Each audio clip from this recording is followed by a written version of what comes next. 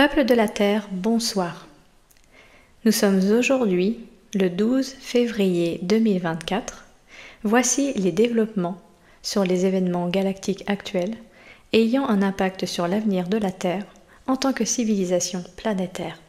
Et je suis ravie de vous accueillir pour ce 17e épisode de Star Nation News. Fédération galactique des mondes. Cette semaine, nous examinons de plus près un système stellaire particulier connu de la Terre sous le nom d'Altaïr, où un collectif local de culture interfère avec la Terre depuis la fin des années 1940. Visible depuis la Terre dans la constellation de l'Aigle ou Aquila, Altaïr est une étoile de la constellation d'Aquila, située à 16 années-lumière de la Terre, de Terra. Ce n'est pas si loin. C'est le voisin de Terra, de la Terre, et elle est nommée localement Alcorine. Le système stellaire d'Altaïr comprend de nombreuses races aux intentions mélangées. Parmi elles, on trouve différentes espèces de reptiliens, principalement liés à l'Empire Siakar, des humanoïdes, grands blonds à la peau orange, et d'autres races, et des gris, aux intentions également mélangées. Le système Altaïr est donc le siège de différentes organisations. D'abord, un collectif reptilien connu sous le nom de la Corporation, qui entretient des liens ambigus avec le collectif Ashtar de Sirius B et l'Empire Siakar. Ces derniers collaborent également avec l'Alliance humanoïde ou Corporation d'Altaïr. Les humanoïdes Akori de la 4e planète, les Nebu et une présence militaire terrane en tant que colonie du programme spatial secret. Il est également bon de savoir que l'Alliance des Six était représentée à Altaïr par des détachements de Maitra, Kilitokurt et Zeta Zrog, jusqu'à ce que l'Empire Nebu s'effondre et que l'Alliance des Six se désagrège en conséquence. Autre fait intéressant, afin d'éviter les infiltrations hasardeuses, aucune des cultures altaïrennes n'a jamais été autorisée à accéder au programme d'envoyés. Parmi un groupe mixte d'autres espèces, Akoria, la 4e planète, est également habitée par cette race humanoïde blonde, les Akori. Ils constituent une culture prédominante dans le système Altaïr ou système Alcorine et leur civilisation, dont le siège du gouvernement est basé sur Akoria, la 4e planète, s'est également étendue aux 2e et 3e planètes du système. Les Akori peuvent être étiquetés comme nordiques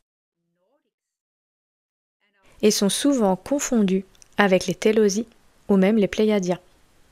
Quand je dis Télosi, c'est Alpha Centauri.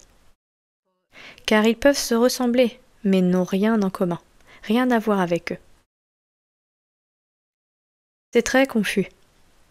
Ils font partie d'une organisation locale au système Altaïr qui s'appelle la Corporation humanoïde d'Altaïr ou Alcorine. Il s'agit d'un petit groupe affilié à la Fédération galactique des mondes. Cependant, ils causent régulièrement des difficultés diplomatiques. Ils ne sont pas considérés comme dignes de confiance et sont régulièrement à l'origine de tensions. Ils ont coopéré avec les Kilitokurt par le biais d'un accord douteux de commerce d'esclaves à l'époque où l'Alliance des Six était au sommet de sa puissance,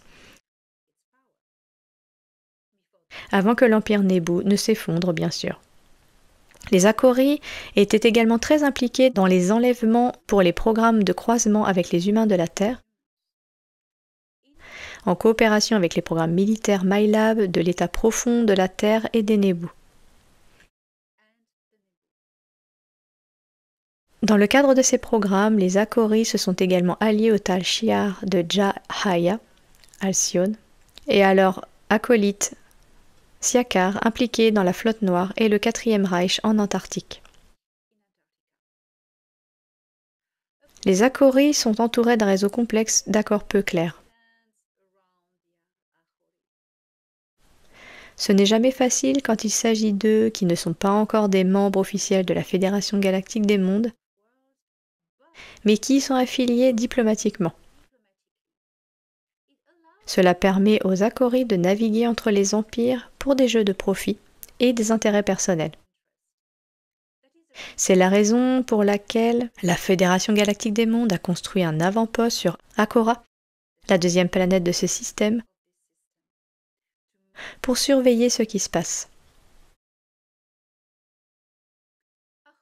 Akora est la 2e planète du système Altaïr et les habitants de ce monde se distinguent par le nom de Takori ou Takori, ainsi que par des choix distincts en matière d'association avec d'autres organisations. Les Takori sont, contrairement à leurs voisins Akori de la 4e planète, une culture pacifique de commerce spatial. Les Takori, fiers d'être une culture planétaire individuelle, sont membres à part entière de la Fédération Galactique des Mondes. Les Takori ont décliné toutes les offres de protection des associés d'Akori, tels que l'Empire Siakar, la Flotte Noire, les Nébus et les Tal Shiar d'Alcyone. En retour, ils ont pu accueillir un avant-poste militaire de la Fédération Galactique des Mondes sur leur planète. Il est bien sûr inutile de préciser que les deux cultures, Takori et Akori, nourrissent des tensions territoriales et relationnelles.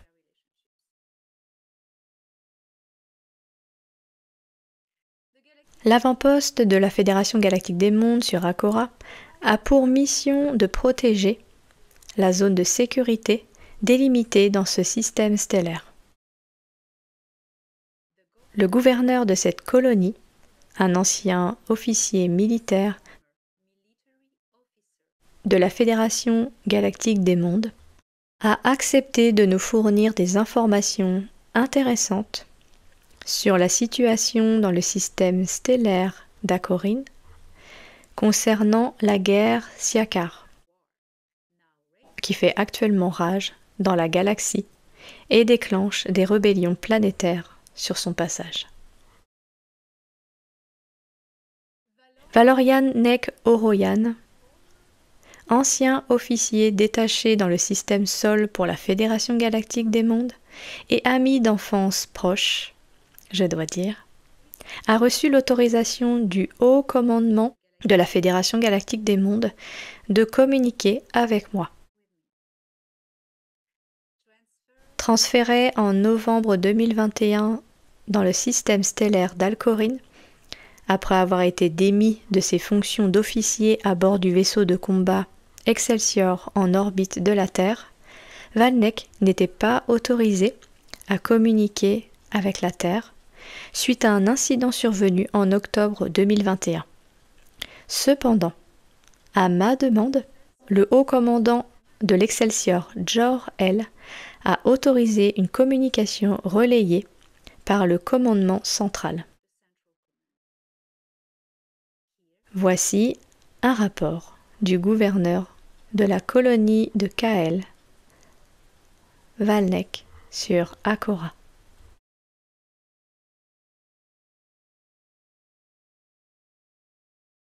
Je salue les habitants de Terra qui entendront ce message. J'ai été si longtemps éloigné de cette planète bleue que je portais dans mon cœur. Travailler comme pilote pendant un grand nombre d'années sur son orbite, puis prendre la responsabilité de commandant en charge des opérations de transfert de matériel sur la lune de Terra ont été des années précieuses dans ma longue vie. J'ai enfin été autorisée à révéler l'endroit où j'ai été affectée, il y a 3 ans, au poste de gouverneur de colonie.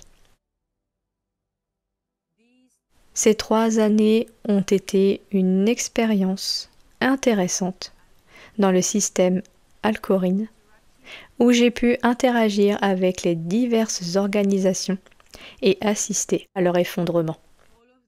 Tout cela était prévu depuis longtemps, car la corporation humanoïde d'Alcorine a progressivement perdu du pouvoir lorsque ses alliés Nebu sont tombés.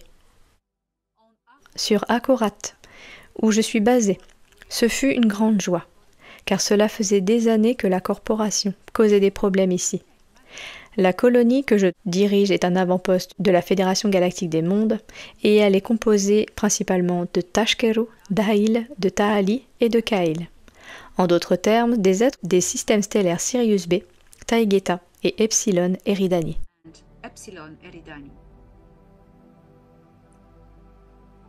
La corporation humanoïde a commencé à voir naître des groupes de rébellion à la suite de la chute de l'Empire Nebo. La dissolution de l'Alliance des Six a provoqué une vague de panique ici. Car au début, nous ne savions pas si la corporation humanoïde allait se retirer et se dissoudre, ou si elle allait décider de passer à l'offensive, afin d'étouffer toute rébellion potentielle.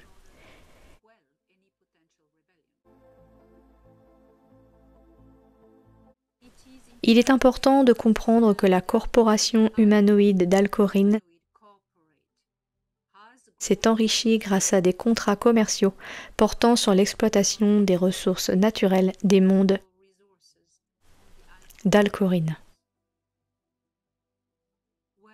Lorsque le conflit de Sémiscat s'est transformé en une conflagration à l'échelle de la galaxie, la corporation humanoïde d'Alcorine a immédiatement retiré ses actifs de toutes les positions avancées qu'elle occupait dans le système stellaire. Ce qui vous intéresse, ce sont les accords passés entre la corporation humanoïde d'Alcorine, la Flotte Noire et le programme spatial de l'US Air Force. Ce programme spatial secret terrien a envoyé des soldats dans leur camp isolé sur la planète Akoria, le siège de la corporation humanoïde, dans le cadre d'un accord commercial. La corporation d'Alcorine était autorisée à procéder à des enlèvements d'humains sur Terra, à des fins de commerce galactique, en échange de territoires sur Akoria et d'une adhésion à la corporation, avec des bénéfices intéressants sur le commerce des ressources d'Alcorine. De nombreux Akori participèrent au programme militaire clandestin d'enlèvement sur Terra et aux opérations d'hybridation pour le compte de l'Alliance des Six et des Nebu.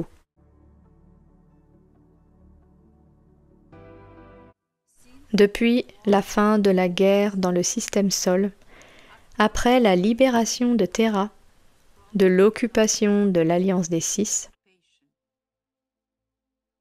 tous les Akori qui ont survécu aux opérations militaires clandestines de libération de l'Alliance terrestre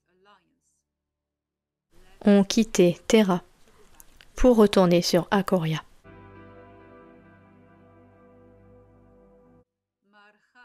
Marhat, la 5e planète du système stellaire d'Alcorine, accueille depuis très longtemps un autre collectif néfaste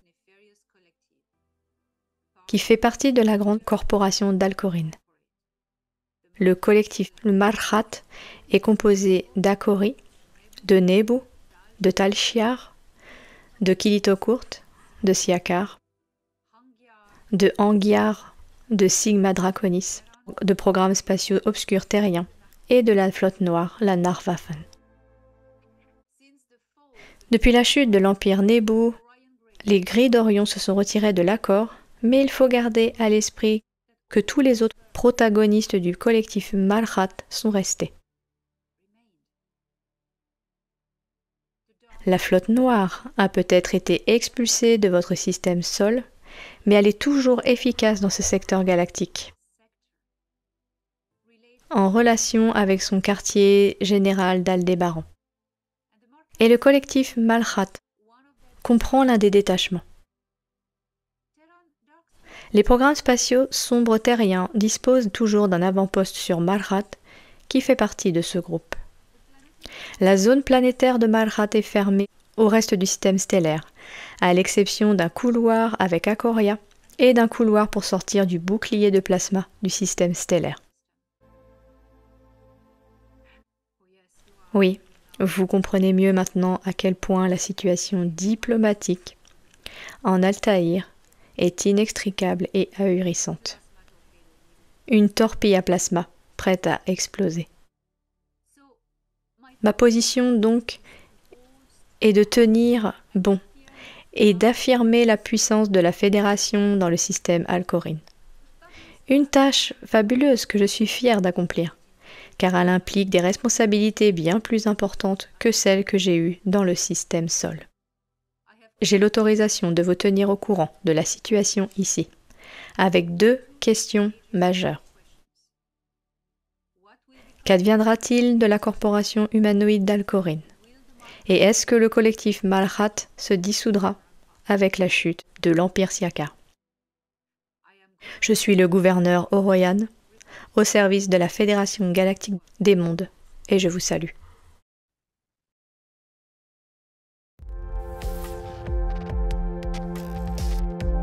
Un mot de l'émissaire. Eh bien, il y a beaucoup à découvrir dans ce message du gouverneur Valnek Oroyan, du système stellaire d'Alcorine. Il y a tant de groupes, de sociétés et de collectifs différents dans le système stellaire, c'est absolument incroyable. Il y a tant de cultures, tant de races. Et passer en revue toutes ces races et cultures serait ajouter trop pour la compréhension de base de la situation là-bas, qui est déjà en elle-même assez inextricable. Pour reprendre les mots de Valnek, à dépeindre et à comprendre. Globalement, donc, il y a une très grande corporation, une corporation humanoïde dirigée par les Akori, qui sont des humains de type nordique de la 4e planète, Akoria, et c'est un collectif d'entreprises. Donc ils font des affaires, ils commercent et ils sont sans scrupules, s'alliant avec celui qui fait l'affaire la plus intéressante. La corporation humanoïde d'Alcorine, qui est le nom du système stellaire Altaïr, a conclu des accords et noué des liens avec les Siakar, les Nébou, l'Alliance des Six, disons l'Alliance des Six qui incluait les Nébou et l'Empire Siakar. L'Alliance des Six, je vous le rappelle, était une alliance créée par les Nébou, une alliance d'intérêt et de pouvoir entre donc les Nébou, l'Empire Siakar et les Kilitokurt, les Maitra, les Solipsirae de Sinius et les petits gris ou Xrog de Zeta Reticuli. Eh bien, cette alliance a été démantelée et seuls les Kilitokurt s'en sortent positivement et rebondissent. Parce que les Kilitokurt sont des commerçants dans l'âme. Et nous avons abordé le sujet des Kilitokurt dans un épisode précédent de Star Nation News. Ils ont décidé de faire cavalier seul, de ne s'associer à personne et de réparer leurs pertes après les mauvais choix qu'ils ont faits avec les Nébou et les Siakar. Alors, ils font vraiment cavalier seul et ne s'impliquent dans aucun conflit dans la galaxie. Ils ont besoin de se remettre sur pied financièrement, commercialement. Et c'est ce sur quoi ils se concentrent pour l'instant, Donc les Kilit-o-Kurt ont appris leur leçon et ils rebondissent. C'est bien. En ce qui concerne deux choses, c'est très intéressant. La société humanoïde extraterrestre Altaïr comprend une cellule en son sein, qui est la corporation Marhat de la troisième planète de ce système. Et la société Marhat comprend deux cellules terrestres intéressantes. La première est le programme spatial secret de l'US Air Force, qui a établi une colonie depuis longtemps dans le système stellaire d'Alcorine, sur Akoria et sur Marhat, et aussi la flotte noire. La flotte noire, vous savez, ils ont le quartier général dans le système stellaire d'Aldébaran, et leur branche, la branche terrienne, qui était la branche fondatrice, a été totalement détruite et expulsée du système Sol. Mais la flotte noire existe toujours. La Nordwaffen existe toujours. Le fait est que toutes ces associations s'effondrent. Elles s'effondrent toutes et tout le monde fait désormais cavalier seul et pense à faire de nouvelles alliances. Les nouvelles alliances se font de préférence avec les gagnants, les vainqueurs et les structures les plus puissantes actuellement, à savoir la Fédération Galactique des Mondes. Donc tout le monde veut rejoindre la Fédération Galactique des Mondes, ou bien faire cavalier seul et se faire oublier de tout le monde. Surtout de l'Empire Siakar. En rompant les liens avec l'Empire Siakar. Vous savez, les Siakars sont très fiers, alors ce n'est pas, vous savez, c'est courageux. Je veux dire que ce que les Tal Shiar ont fait, rompre avec eux, était très courageux. Et vraiment juste pour eux. Revenons à Altaïr. Donc, le collectif Marhat, qui est plus un intérêt collectif de guerre, s'effondre lentement parce que leurs grands alliés, les Siakar et les Nebu, sont partis. Les Sicars sont toujours là, mais ils prennent une avoinée par la Fédération qui est assez impressionnante. Et comme je l'ai dit, au fur et à mesure que la guerre progresse, que la guerre contre l'Empire Siakar progresse dans la galaxie, elle laisse une vague d'insurrection et de rébellion planétaire, ce qui est fantastique. Natarahu s'autonomise, vous savez, et c'est ce qui se passe à ce niveau galaxique pour cette galaxie, Nataru. Se produit au niveau fractal sur de nombreux mondes, comme la Terre, vous savez. Vous allez donc demander, mais nous avons oublié la Nordwaffen, la flotte noire, qui avait des liens avec l'Empire Siakar. Alors que deviennent-ils dans cette guerre? Pour l'instant, donc, la flotte noire n'a pas pris parti pour l'Empire Siakar. La Nordwaffen est une structure basée sur la guerre. C'est comme l'Empire romain de l'espace.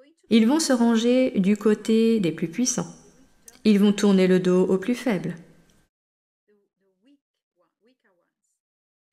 Vous vous souvenez quand la flotte noire de l'Antarctique a été expulsée de la Terre et du système solaire?